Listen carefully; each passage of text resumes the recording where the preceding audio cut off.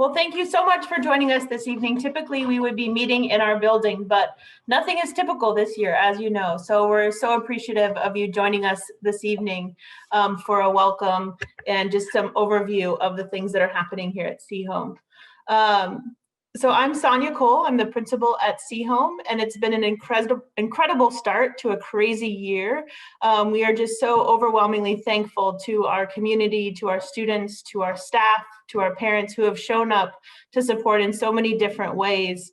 We couldn't do this without every single one of you.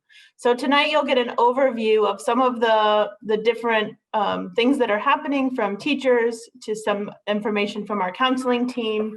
We'll also hear from Mr. Boucher about some tech help. So we know that there's so many different things happening and so many different resources, but we wanted to come together this evening and share some basic information and also open up some questions at the end that we're happy to answer. So thank you so much for joining us this evening. You'll hear from many of our panelists, but up first is Mr. Kudo.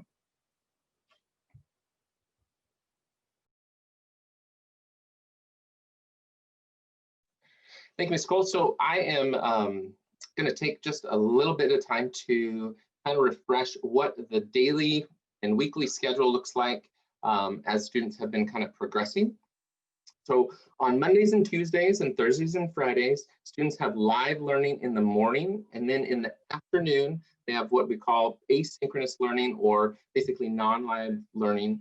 Often it is follow-up lessons from that live learning, things that teachers have posted as far as assignments. And we do have a few teachers that will be kind of talking more about what that looks like, but also want to emphasize that on Wednesdays, now that is teacher-directed kind of learning time. That day is asynchronous. They meet in their advisory, but then they also are given about 80 minutes or so of kind of assignment work. And it's a variety of things depending on the course, whether it is lab work or reading or essay writing. So a lot of variety, but that Wednesday is a critical part of learning time. And so making sure that Monday through Friday, students do have learning opportunities and work to progress in learning their standards. And our two teachers will kind of touch on that a bit more. I also want to point out, and of course I can't, the next slide, but just as we come to so we are getting close to the end of this first round of first through fourth period classes. And then we will be moving over to our fifth through eighth period classes on the 12th of October. So students really are in the process of kind of wrapping up their first units of learning right now, and then their fifth through eighth period classes will be beginning on the 12th of October. And this kind of gives you kind of the back and forth cycle that we will be doing at least through the first semester. And yeah, so I will now pass it on to Ms. Kirk, who will be sharing. I'll stop sharing my screen. Ms. Kirk will now start sharing in regards to attendance. Perfect. Thanks, Mr. Kudo. Hi, for those of you that don't know who I am, I'm Kim Kirk. I'm the Dean of Students, and I also teach in the Social Studies Department. And today I'm going to kind of share some information about attendance that hopefully will be useful for both you and your child. Obviously, attendance is very important, just as it was when we were in the building. It is students attending their synchronous time is definitely a way for students to be involved in knowing what's happening in class and being in contact with your teachers, which Ms. Dowd and Ms. Nyman will kind of talk about here in a little bit. But as well as to find out what they need to be doing in that asynchronous time that Mr. Kudo was talking about. So a couple things about absences. Not a whole lot has changed from back, if we go back to when we were all actually in the building. So our teachers are taking attendance during that synchronous time, and that's when absences are being recorded. So if a student misses a period or misses several periods, those are being marked by our teachers. So just like in the past, if a student, if your child is absent due to they were sick or doctor's appointment, all those different components that kind of fall under the excused absences, we still need you to call the main office Or you can email Tony Ladner or Heidi Schroyer, because we still need to have a parent or guardian to excuse that absence like we've always had before. It's been great. Many of our students have been emailing their teachers, letting them know if they are gone, which is fantastic. We want students to continue to do that and advocate on their behalf of their absences, so they know what they're missing and get that information from their teachers. But we do need parent and guardian to call to, like you've done in the past, to excuse that absence. Robocalls, if you've noticed, we haven't had robocalls. We've had adult callers, and the robocalls will actually start tomorrow. And so those will be coming out for any missed class periods, but we will still have actual humans calling if students are missing several periods in a day, just to check in with the student and the families so we can help out any way that we can. So if you have any questions around attendance, feel free to reach out, and I am going to pass it on to our two teachers, to Miss Dowd and Miss Nyman. I am Kirsten Dowd, and I teach orchestra at Sehome High School, and this is... I am Gwen Nyman, and I teach English at Sehome as well. So we're here to just kind of talk to you about some engagement from the student point and some other information that you may need for your student. So the first thing I'm going to touch on is student engagement. And one thing I can strongly encourage you to do as parents is talk to your student and strongly encourage them to turn on their cameras and interact with the teacher in the classroom. Just like we would be if we were live in class, it helps the teacher a lot to be able to see your reaction, the student's reaction, and understand, okay, they get it, or no, I don't get it. So that will help a lot if you can help your student get comfortable with that. And teachers are really trying to work with students to work around those issues. So that would be the one thing. And then I would also say, advocate for your student to reach out to your teacher. There is a thing in Zoom to private chat the teacher. So if they're have a question or anything like that, they can reach out that way too, or send them an email. And so I would really advocate for them to be advocates for themselves and reach out to the teachers, because the teachers love to hear from students about what is working and what's not working. All right, and a big thing with that piece of engagement is to try and limit distractions. As I think we all have figured out during this time at home, it's very easy to get distracted with our workspace or lack of a workspace, crowded homes, big families, barking dogs, all those things. So we'd like to encourage you to help your student limit distractions in their learning environment. Just like in our classrooms, phones are very distracting. So, you know, most teachers in the classrooms only use phones for instructional purposes. So, you know, maybe just thinking about that, how could you help your student limit the distraction of a phone? Also, you know, it's easy if you have your microphone muted to maybe have music or television or something going on in the background, also very distracting. A lot of students seem to be doing what I personally am calling zooming in and tuning out. So they'll zoom into the meeting, but again, with the screen off and the microphone off, they're finding other things to kind of distract their attention. So just again, you know, we're not asking you to police them. We know you are busy and you've got jobs perhaps as well, or just the contention of raising a teenager, which both Ms. Dowd and I understand. We have students at high school as well, but just trying to have a conversation around how could you limit your distractions. Between passing periods, we now have 10 minutes, so class is out at 50 minutes past the hour. Students have 10 minutes. During those 10 minutes, we really want to encourage students to get up, move around, get ready to be refocused. Maybe get up, get a drink of something, get something to eat, use the restroom, do 10 jumping jacks, whatever it is, and then come back in ready to focus for those next 50 minutes. At the end of the day, 12:50, take lunch. Again, you know, get up, move around. If it's possible, walk outside, take a breath of fresh air, things that we do when we're at school, and then be ready to sit down in the afternoon for asynchronous learning. Just going to throw in here really quickly, because I did see it come through the chat, the difference between synchronous and asynchronous. So synchronous learning, that means at the same time, right? Synchronized. So that's that morning from 8:30 until 12:50 that we're meeting with students. And then the asynchronous time is 1:30 till 3:30, where teachers have been giving them some activities to work on, which I'll talk more about in just a moment. So I'll turn this back over to Ms. Dowd. One way parents, you can check in with students is checking Skyward and seeing if there's any missing assignments in there. You can also, and Mr. Boucher is going to talk about Teams, but that's another way that you can be checking assignments about what's coming in and what's due and all that stuff. So feel free to do that.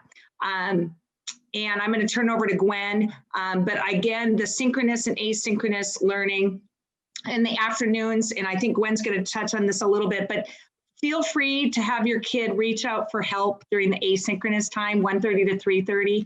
If they need help with a teacher, that's a great time to send an email and say, hey, can we meet really quick? And the teachers are available during that time. Okay, and so again, I would like to also encourage you, and these are just things that we're trying and seeing if they work too, but I'd love to encourage you to help your student get some sort of organization system. So maybe a printed hard copy calendar, just because with all the screen time, we're finding that our brains aren't holding as much information in. And so if there's some way to get a printed calendar, I know not everyone has printers at home, but even just to write it up so that they've got something posted where they know where their classes are, kind of what time their classes are, and then to check off what they need to do. During the school day, again, they're meeting with their classes up until 12:50. From 1:30 to 3:30, they have an opportunity to meet one-on-one with their teachers over Zoom, or to meet in a group setting with their teachers. So during that time, it's not necessarily homework time, because everything's homework, but it's an activity time where they're trying to do some learning independently. But if they get stuck, we are there. We are contracted. We are sitting at our computers. We're ready to be there to help them. So really encourage your student to check what their activity is for the afternoon during that time, because that's when we're available, rather than 8 o'clock at night, you know, and likely some of them, that's when they can check, and then that's what it is, but to really use that afternoon time. Again, just a system of keeping track of things, making sure they're checking work in the afternoon when teachers are available. And then on Wednesdays, they are going to be getting some sort of activity to do. So really encourage them to check their work. Wednesdays are not a day off of school. Teachers are giving some work. I feel like I'm rambling a little bit, so I hope that clarifies. But again, we've got this. It's a team effort, and just kind of checking in with your students and supporting them with limiting distractions and trying to get organized. Ms. Dowd, anything else to add? No, I don't think so. And what we're going to do now is turn it over to Matthew Boucher, who's going to give you some information about Microsoft Teams. All right, thank you. My name is Matthew Boucher, and I'm the educational technology coach at Sehome. My job is to help staff, students, and families use technology as we learn. I'm also a parent of 3 daughters in elementary school and in middle school. So I know firsthand how hard it is to keep track of students' progress. Skyward is good for presenting some scores, but it doesn't always show the whole story. So there's a lot of learning that's happening in the classroom. A few different places where you can actually find and see where that learning is taking place. First of all, the best way to accomplish this is with your student. Down with your student and their device, and look through some areas in Microsoft Teams and Microsoft OneNote. And we're going to talk about 4 specific areas that you can take a look at. So with Microsoft Teams, the question earlier I saw in the chat was, is there a way to have a parent view of Teams? And with Teams, it is specifically for the teacher and the student. So the best way that you can see that is with and alongside your student. The first place where I would go is the general channel in Teams. Every team has a general channel that can be accessed. And that's a really great place where we ask teachers to post things like activities, the daily agenda, maybe learning targets and resources that could be there. You may also find that there are additional channels where there are breakout groups or other resources available. So always start with the general channel in Teams. That's number one. Number two is assignments in Teams. So Teams has a nice feature that allows staff members to organize and put together assignments, instructions, resources, rubrics, and get feedback all in one place. And so if you want to see if your student's teacher is using Teams assignments, you can see in a chronological order the assignments that are due, and you can see if there's any feedback that's given, and work can be done there. On the other side is Microsoft OneNote. So with OneNote, there is a way for families to get access to this. And that's primarily done through stop number 3, which is the content library. So OneNote is a great tool for showing and collecting learning over a span of time. The content library can hold the resources and original copies the teacher has put together that really represents the learning that's happening in class. So stop the content library, and stop number 4 is the student's individual notebooks in OneNote. So each student gets their own notebook to work in, and that's where they get individual work, read, type, and even digital ink in their OneNote notebook, and all of that is collected in one place. So between Microsoft Teams with the general channel and assignments, and then OneNote with the content library and the individual notebooks, you should be able to see most of the learning that has taken place over the year so far. And there are other resources that teachers use and other places where things like discussion and breakout rooms like in Zoom are taking place. But these 4 spots are a good place to start. And I know this looks different, and I know it feels different than what we're used to, but I'm really proud of the staff that have risen to the challenge of this online learning. And I have seen a lot of from students who are really trying to see how this new learning platform and this new way of learning, we can be successful here. So with that, I'm going to pass it on to Principal Bethany Barrett.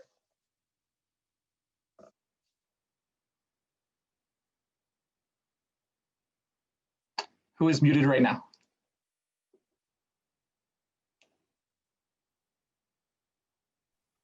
Trying to be so responsive and like not get all the background noise. I'm Bethany Barrett. I'm one of the assistant principals at Sehome. If your student's last name is L through Z, chances are you have already heard that I'm the person to reach out to. Our other assistant principal, Mike Kudo, has the alphabet A through K. I think that's what it makes it, A through K. But it's a joy to actually be at Sehome for my 2nd year. And as I look at the folks who are joining the meeting or who have joined the meeting, it's really fun to see familiar faces, or familiar names at least. I don't see any faces. But I just want to say also beforehand that if you're commenting or asking questions in the chat function, that's just going straight to us. If it's a question that you think would be worthwhile for us to answer for the whole community, you can put it in the Q&A. And we can be answering those questions along the way as they come up. So it's just a little tip there.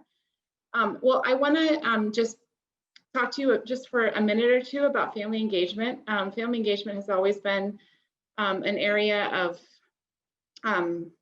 focus for all schools, and certainly in this time where where students are in their homes learning, family engagement becomes a different kind of thing. And so you may be hearing from teachers in a different way or more often than you're used to. You may be reaching out to teachers more often than you had before. We're really encouraging that 2-way communication between teachers and families.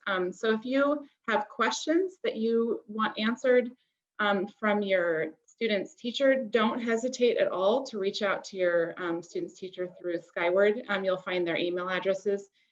If you've been in the district and you've communicated with teachers before, you know that it's our first name dot last name at bellinghamschools.org. That's how you find us. I want to, Mike, I'm not sure if you have that slide up about the resources through the school district, but maybe while he's pulling that up, one of the things that we know is that having school remotely at home provides different challenges for families, and there are barriers that didn't exist when you were sending your child to a school building where they were having all their learning there. And sometimes those challenges are in the space of the technology that you have available to you. That might be something that's wrong with your student's computer. Their charger cord doesn't work, or their stylus tip broke, or they need a battery for their stylus, or their computer microphone doesn't work. And so, or the internet is such that you can't actually access the remote learning from your home. So there is a place on the district website. Mike's going to pull it up right now. And this is bellinghamschools.org/resources, and we'll make sure that that goes into the chat for you.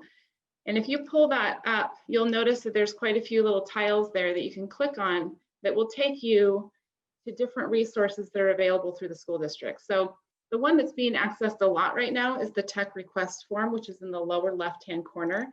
And that is the form that you would use in order to contact the district about any kind of technology problem that you're having. If you're interested in learning more about what the school food boxes are, which I can tell you are awesome, the meals, if you click on the meals tile, it'll give you information about that. If you have general information or general questions about being able to access basic hygiene resources, if you know families in our district that need that kind of support, or that need additional resources that might not fit into any of those other tiles, the I need help tile will allow you to, you could fill it out on behalf of someone, or you can fill it out for yourself, and it gives an opportunity for us to support you. The Bellingham Schools Foundation, which is a nonprofit that supports learning for our community, has very generously been receiving donations and giving support to all the schools in this time that's just really unusual, and a time that requires a lot of extra things that we didn't need before. So don't hesitate at all to reach out. You can also always reach out to myself or to the other administrators around that. In addition, interpretation is always available. So if you or you know a family that needs an interpretation or translation, don't hesitate to reach out to me. I can connect you to the right resources. And if you are finding that that's a challenge in communicating with the school, please do reach out. And I think that's all I have to tell you, except that we're really honored to have your students in our care, and we all are so excited to be in a space again where we can be face-to-face. So thank you for taking good care of them. We are doing our best to give them opportunities that we feel really good about. So thank you. And I would like to hand it off to the lovely Hannah Schutz, who is one of our school counselors. Thanks, Bethany. So hello, everyone. Good evening. My name is Hannah Schutz, and I am one of the 4 school counselors at Sehome. I'm also a parent of a 9th grader, so I'm wearing 2 hats tonight and listening in as a parent as well. I wanted, with my few minutes, to just make sure you know who we are and how to connect with us, and also what services we're offering remote and what that looks like for us.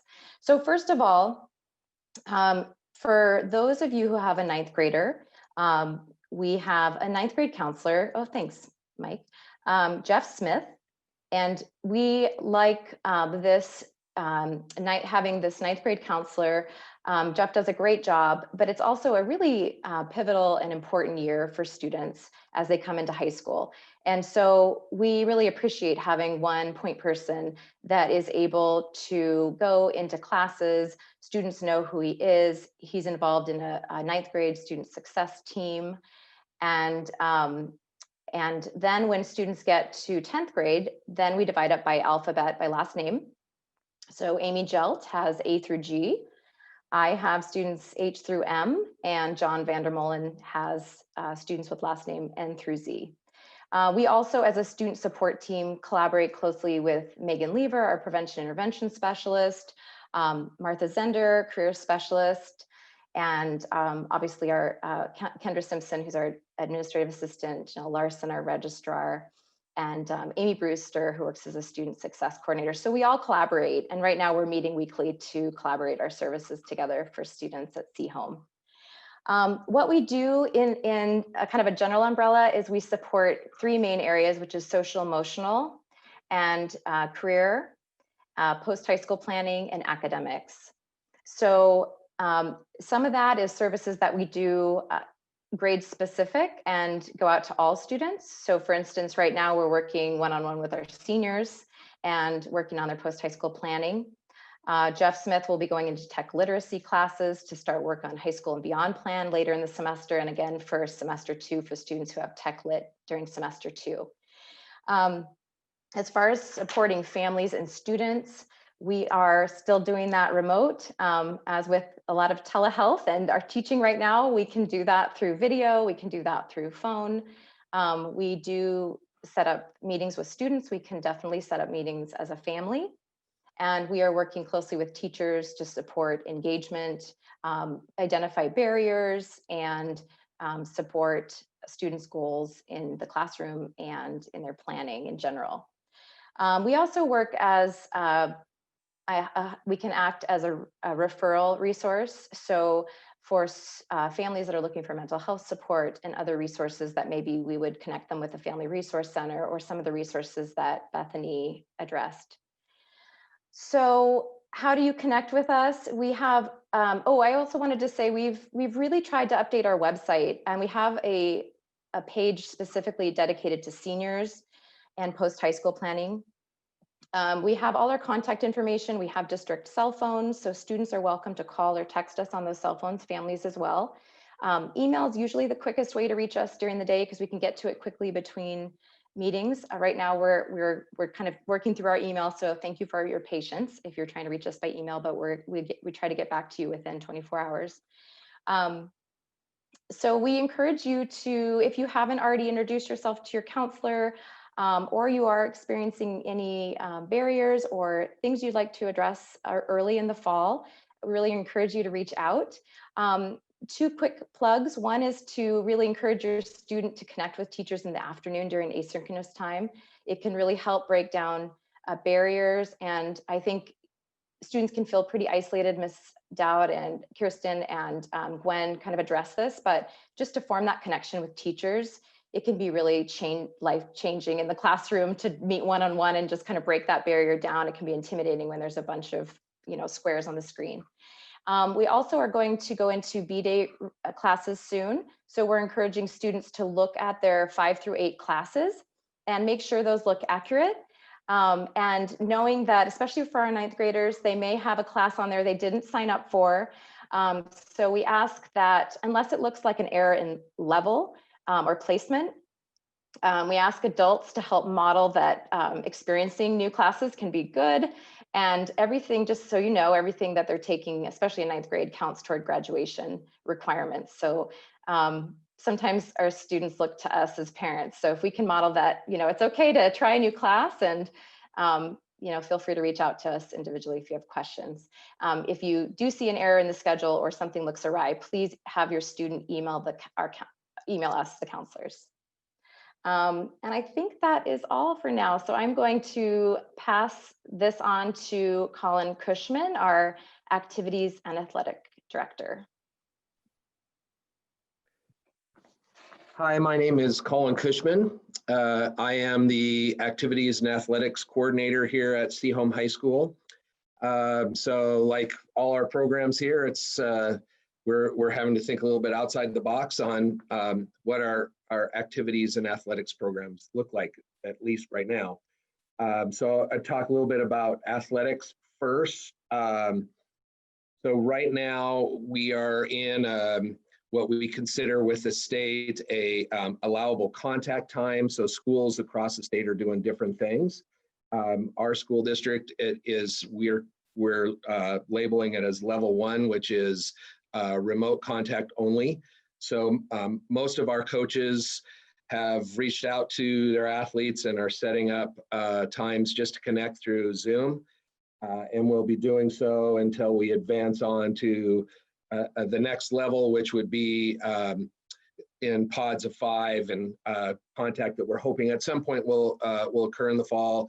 And we don't know when that will be. We do have procedures in place when we get the green light for that to happen. And so through November, it will be kind of in that sort of realm where all our sports will have opportunities to work with kids either virtually or in pod work, depending upon what phase of schooling we're in. As we progress into January, at least as we currently now are, our state association has 3 competitive schedules set up.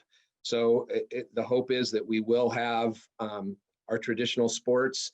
They'll be operating at a 70% of what they normally would. So if it were a 20-game typical season, that sport would play 14 games.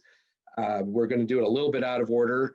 At least that's our plan right now. So if things go according to plan, we would start with our traditional winter sports in January. So winter sports would be January and February.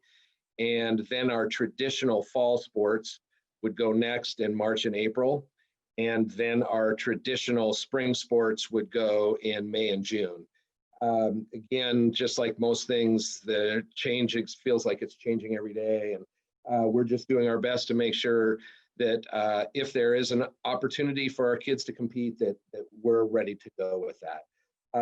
I would encourage all of you to, if your kids are interested in participating in athletics, that you go on to our Final Forms registration and make sure that all of their information is up to date and that they are put on the correct rosters as coaches are connecting with kids right now virtually. We did have a virtual sports fairs where kids could sign up. So coaches do have that information, but if you update your information on Final Forms, which if you haven't done that, you can go to the school website and connect to finalforms.com and follow that process. If you've been through that, which most families who have been part of athletics have done, all you need to do is update your information. So that's kind of a quick summary on athletics. We're also working really hard to get kids involved with activities, which of course is virtual right now as well.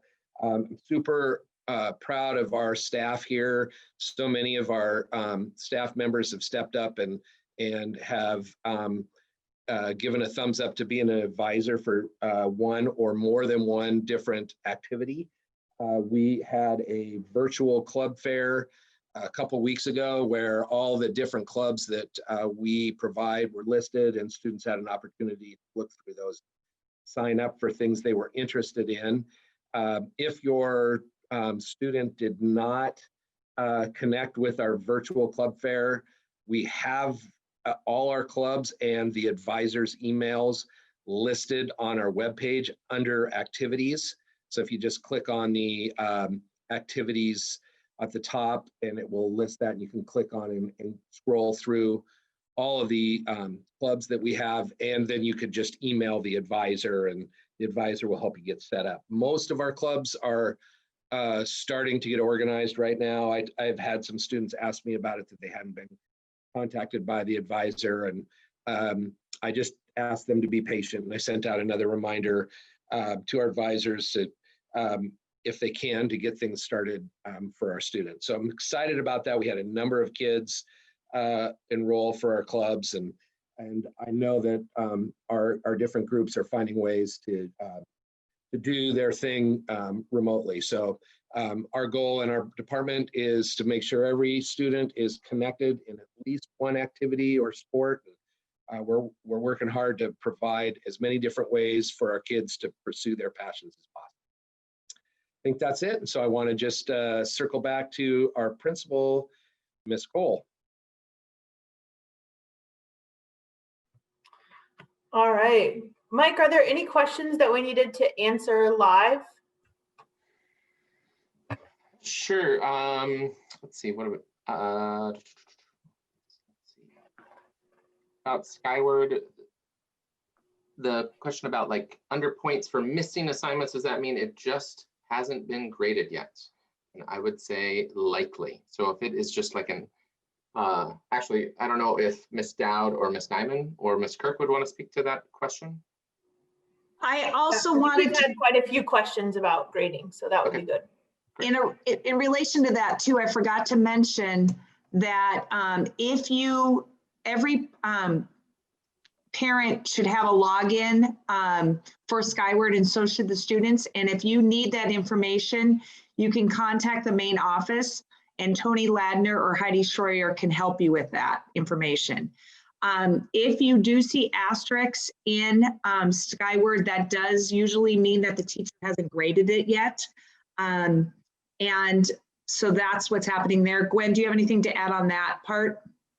No, I was just going to say usually, yeah, if there's no score in there, it usually means it just hasn't been graded, as opposed to it just wasn't turned in and it's a missing 0 assignment. But I do know, I think all the teachers use Skyward just a little bit differently. So just making sure that you're checking in with the teacher, or you're checking your email, because a lot of teachers send out some communication, or asking your students if they received a syllabus or some sort of kind of nuts and bolts that might explain that as well. I think a lot of people are just trying to find the best way to communicate this. So. And there's a question for Mr. Cushman. Will WIAA or each individual school determine when team activities and practices can start? So there are some schools in the county that are already having limited practices. Right, so right now, the WIAA has designated this period started on Monday through the end of November as allowable contact time for all our sports. It looks a little bit like a typical summer would be, but the school districts determine what the protocol is. So depending upon the school district, and what they've got organized with the health department, then each school district looks a little bit different. And I know that many of our schools are doing things. The 3 Bellingham schools are all consistent with what we are doing, which right now is just virtually. And the other schools in our league that are in the same situation as us are Ferndale and Blaine. And each school district is dealing with all their individual things a little bit differently. As far as the sports seasons go, it's starting in January, be similar in the protocol. They'll offer the sports seasons, and school districts will have to determine if they're able to compete, and maybe we were able to in some sports and not others. Once again, that will be a district decision. Great, and we have we'll go over to Ms. Kirk, and we have a question. Do you need to call the school if our student has a doctor's appointment during asynchronous time? Good question. So attendance is taken during the synchronous time. Attendance can be changed during the asynchronous time. It doesn't hurt in the off chance if for some reason a teacher may have, missed as students are coming in. It definitely can be a little chaotic in the Zoom call. During that asynchronous time, attendance isn't technically taken. So technically, no, it's more calling during that synchronous time so we can make sure that we have correct data on attendance. Can you maybe describe a little bit about Wednesday attendance? Yeah, so, and there was a couple questions on that. So I know some people asked a question about the different codes too that they're seeing. Right now, you're seeing an N, and that is the state has asked all school districts to give a grace period in attendance. So still checking and taking attendance, but as soon as we have made contact with a student or the parent or guardian, that no attendance for the first month of remote learning would do anything to be a negative effect on a student attendance wise. Starting October 5th, we will go back to our normal attendance codes that we have done in the past. So the A for unexcused absence, E and the different codes that go on that for why a student was called in for being excused from a parent or guardian. On Wednesdays, we still take attendance for all classes. So as students come in at Anchor, our main activity that we do on Wednesdays with students in Anchor is not only are the Anchor teachers taking attendance for that, the way that we're taking attendance for 1st through 4th, or then when we rotate for 5th through 8th, is teachers are putting assignments in teams, and students are to open up their team for each period of that rotation, click on the assignment, so that gives the teacher the indication that they have viewed it. They don't have to complete the assignment right then and there, because obviously Wednesday's their time to kind of figure out when they're going to work on their assignments. But then teachers by 3:30 are updating their attendance. So by 3:30, teachers will go in, see who has viewed the assignments. And if no students have viewed an assignment for those periods, then they will be marked absent. So it is important. So if you have a student that is sick or doctor's appointment or thing like that during that Wednesday asynchronous time, definitely call the school or email Tony or Heidi. Great, thank you. And I will, let me highlight myself, add a spotlight. Here I am. There's a question, I'll take the softball. Will you be bringing back the morning announcements? No. The morning announcements has been taken on by our ASB leadership. And so they have a anchor that they meet every day. And so they are doing a weekly kind of broadcast. So they're calling it the Breaking Wave. And so that's every Friday they're producing kind of a weekly kind of collection of what's been going on, what's coming up. So a little different modification around that. So, and I will, let's see, we've got a couple other questions here. There was a question, and I might hand this off to Ms. Bell, regarding, so some teachers are extending deadlines for assignments beyond the 22-day period, overlapping into the next 22 days. Is this to be expected? Should students be working on coursework from prior revisions? Whoa, you're gonna have to read that much slower because I have no idea what you said. Some teachers are extending deadlines for assignments beyond the 22-day period, overlapping into the next 22 days. Is this to be expected? And should students be working on coursework from prior rotation during the next one? Yeah, so our goal is really, when we went to the rotation schedule, is that during the first 4 periods and then through 5 through 8, that students are really only working on those 4 classes. So what we've asked teachers is to do a hard stop at the end of this first rotation. And so we're asking that there are no assignments given out that they'll be working on past that. It might be that a student chooses to continue working on something, to continue showing their understanding, but we're really wanting teachers and students to do a hard stop at the end. They're working really hard to kind of wrap up their learning right now. So if that's happening, please reach out so that we can work with the teachers around that. I think it's with the best of intentions to continue allowing students to show growth, but it also, it can add to a student's plate. So please reach out if there's specific questions about that. Great, thank you. And then I will just give a plug. So on October 18th, the PTSA is launching their Fall Back to Spring Giving campaign. So it's a simple online fundraiser. It'll go for 2 weeks until daylight savings time, which ends on November 1st. The funds raised will help PTSA support things that the school needs, as far as club supplies, anchor teacher stipends, freshman spirit gear, community building programs. So we invite you all the PTSA invites you all to participate in this campaign, and be on the lookout for the launch announcement in your inbox. There we go. You're welcome, Veronica. Mike, there's a question here too about the next supply pickup. Could you talk a little bit about that? I'd love to. So so the next round of classes starts on the 12th. So next week, the 7th and 8th, we will be doing a supply pickup from 3 to 6 both days. And it'll be freshmen, seniors this time on the Wednesday, and then juniors and sophomores on that Thursday.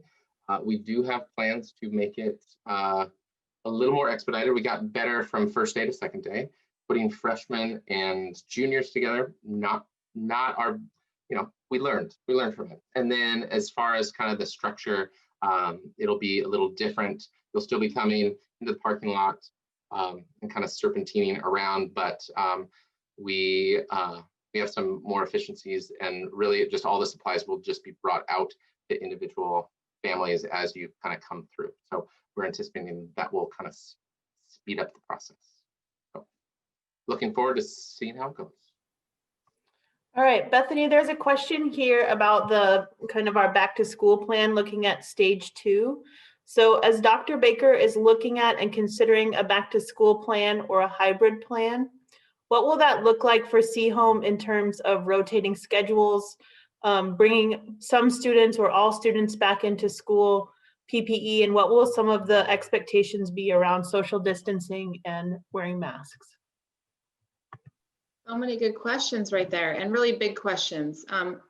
So I can't give you any answers around when we're moving into the next stage of learning, and that is because it really depends on how our community does and how the health department provides us with guidance around moving back into the building with students.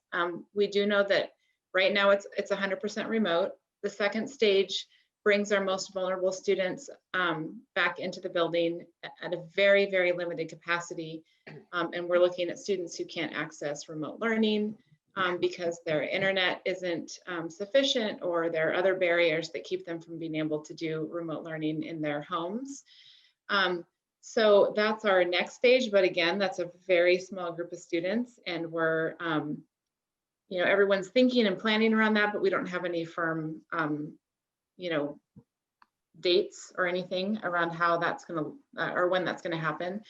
But what we do know is that when we do go back into the building on any level, whether that's with a very small group of students or whether that's in a hybrid model, we'll have very clear guidance around what PPE looks like for both students and staff. There will be signage and all the safety precautions that the health department guides us to make. We'll have all of the facilities set up to be safe for students to participate in learning. So we're taking very clear guidance from the health department to just be brief about that. And we have a district that's really concerned about making sure that we're not causing a rise in our COVID cases. So we are definitely being conservative and going slow so that when we do get the go ahead to take the next step, we're ready and we're prepared, and we can ensure the safety of your students and of our staff when we bring them back in the building. I know that's not it's not the answer that most people want. They want dates and times, but I can guarantee you that we have a team of people working very closely to make sure that school looks like and is a safe place for everyone to be back when it's time. And you can expect to be communicated with by the district and by us as a staff when that next step happens.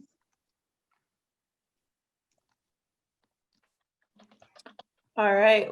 Well, we recognize that we just gave you a whole lot of information in a short amount of time. I want you to know that this webinar was recorded and will be available on the Sehome website for future, so that you'll be able to look back. And for people who couldn't join us this evening, they'll be able to see that.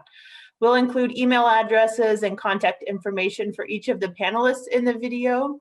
If you have specific information or questions that you have for your child's teacher, you can email them directly Hopefully you've heard some information from each of them about grading expectations or how they'll be using Teams.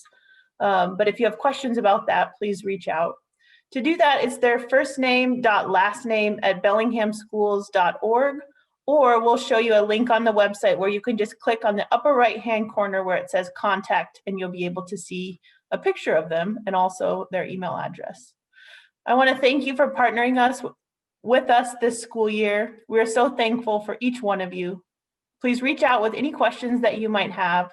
Thank you so much for coming this evening, and have a great night.